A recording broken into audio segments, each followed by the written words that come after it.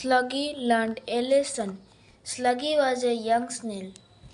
Once he was tired of carrying his shell on his back.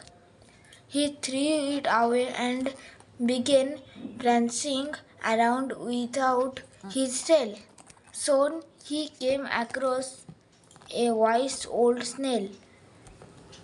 The old snail asked Sluggy, "Why are not you carry your shell with you?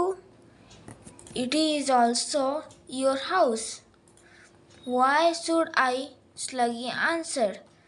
"We carry our house so that we have a place to take shelter whenever it rains."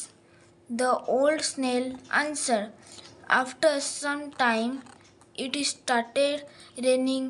The old snail comfortably retreated into his shell and remained warm while Sluggy got all dense and squishy. The moral of the story is be prepared for the rainy day.